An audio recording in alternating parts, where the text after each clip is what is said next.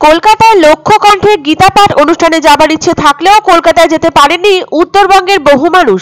তাই এবার তাদের আবেদনে সাড়া দিয়ে লক্ষ্য কণ্ঠে গীতা পাঠ কর্মসূচির আয়োজন হতে চলেছে শিলিগুড়িতে। শিলিগুড়ির জার্নালিস্ট ক্লাবে সাংবাদিক বৈঠক করে একথা জানালেন সনাতন সংস্কৃতি সংসদের সম্পাদক ও লক্ষ্য কণ্ঠে গীতা পাঠ আয়োজক কমিটির সম্পাদক নির্গুণানন্দ ব্রহ্মচারী। তিনি বলেন, আগামী 15ই ডিসেম্বর শিলিগুড়ির কাওয়াখালী ময়দানে আয়োজন করা হয়েছে মেগা গীতা পাঠ চক্রের। তবে আগামী বছর আবারও এই অনুষ্ঠান হবে কলকাতার ব্রিগেড প্যারেড গ্রাউন্ডেই। বাংলা তথা দেশের যে চারিত্রিক অবক্ষয় এবং মানব সম্পদের অবমূল্যায়ন হচ্ছে, একমাত্র গীতাই পারে বর্তমান পরিস্থিতি থেকে মানব জাতিকে রক্ষা করতে। সংসদের লক্ষ্য হলো মানুষের মধ্যে গীতা চর্চাকে ছড়িয়ে দেওয়া। তিনি প্রশাসনকে আবেদন করেন, এদিন গীতা পাঠকে ঘিরে ট্রাফিক অবস্থার কিছুটা অসুবিধা হবে কাওয়াখালী এলাকায়। মানুষের যাতে অসুবিধা না হয় তার দিকে যাতে নজর রাখে প্রশাসন। কলকাতার পর এবার লক্ষ্য কণ্ঠে গীতা পাঠ অনুষ্ঠান আয়োজিত হতে চলেছে শিলিগুড়িতে।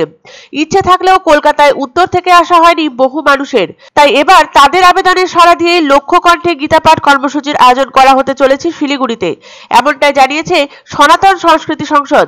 শিলিগুড়ির বিশ্ব বাংলা শিল্পহাটের লাগোয়া কাওয়াখালী ময়দানে আয়োজন করা হবে মেগা গীতা পাঠ চক্রের। যদিও সবেমাত্র কর্মসূচি তৈরির প্রক্রিয়া শুরু হয়েছে। প্রাথমিকভাবে জানা গিয়েছে এবছর হয়তো রাষ্ট্রপতি দ্রৌপদী মুর্মু এবং উপরাষ্ট্রপতি জগদীপ ধনখড়কে আমন্ত্রণ জানানো হতে পারে। পাশাপাশি রাজ্যের প্রশাসনিক প্রধান হিসেবে আমন্ত্রণ জানানো হবে মুখ্যমন্ত্রী মমতা বন্দ্যোপাধ্যায়কেও। আসার কথা রয়েছে অসমের মুখ্যমন্ত্রী হিমন্ত বিশ্ব শর্মারও। সংসদের পক্ষ থেকে রাষ্ট্রপতি এবং উপরাষ্ট্রপতিকে ইতিমধ্যেই আমন্ত্রণপত্র পাঠানো হলেও বাকি আমন্ত্রিতদের তালিকা এখনো চূড়ান্ত হয়নি। শিলিগুড়ির গীতা পাঠ চক্রে গীতার প্রথম, দ্বিতীয়, দ্বাদশ, পঞ্চদশ ও অষ্টাদশ অধ্যায় পাঠ করা হবে। জানা গিয়েছে মূল মঞ্চে যেখানে গীতা রাখা থাকবে সেখানেই বসবেন শঙ্করাচার্য ও পুরীর মন্দিরের দৈতাপতি। আমন্ত্রণ জানানো হয়েছে তৃতীয় লিঙ্গের মানুষকেও। 2023 সালের অনুষ্ঠানের আহ্বায়ক ছিলেন মানস ভট্টাচার্য। তিনি জানিয়েছেন, গত বছর কলকাতায় ব্রিগেড প্যারেড গ্রাউন্ডে লক্ষ্য কণ্ঠে গীতা পাঠের কর্মসূচিতে ইচ্ছে থাকলেও তাতে উপস্থিত থাকতে পারেননি উত্তরের ভক্তবৃন্দ।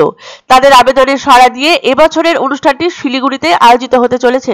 আমরা 1 লক্ষ কণ্ঠে গীতা পাঠের এবারের মঞ্চটাই বাংলাদেশকে ডেডিকেট করেছি। বাংলাদেশের সনাতনী মানুষের জন্যই আমরা এইখানে এসেছি এবং বর্ডার থেকে 3 কিলোমিটার দূরে কাওয়াখালীর ময়দানে আমরা এসে পৌঁছে গেছি।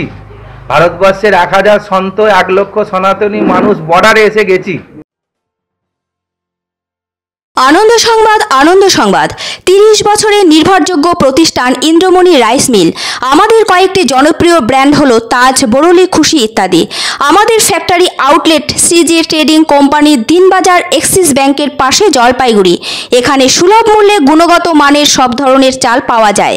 Phone number 9547029475। পছন্দসই সেরা খাবার খেতে হলে সোজা চলে আসুন রুচিসম্মত আধুনিক মানের রেস্টুরেন্ট রাজদরবারে। কেননা এখানেই আপনারা পাবেন ভোজনের রাজকীয় অনুভূতি। শুধু পুজোর সময়ই নয়, সারা বছরই রকমারি খাবার সরবরাহ করাই এই রেস্টুরেন্টের আভিজাত্য। আমাদের ঠিকানা রাজদরবার, রাহুতবাড়ি, বাবুপাড়া, জলপাইগুড়ি। ধামাকা ধামাকা ধামাকা!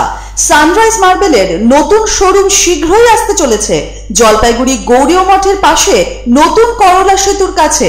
এখানে পাবেন আধুনিক টাইলসের রকমারি সম্ভার। এক অন্য অনুভূতির স্পর্শ পাওয়া যায় রয়কো ব্র্যান্ডের গেঞ্জি ও জাঙ্গিয়ায়। তাই ছোট বড় সবার পছন্দ রয়কো গেঞ্জি ও জাঙ্গিয়া। প্রস্তুতকারক জয়মনি হোশিয়ারি, কলকাতা।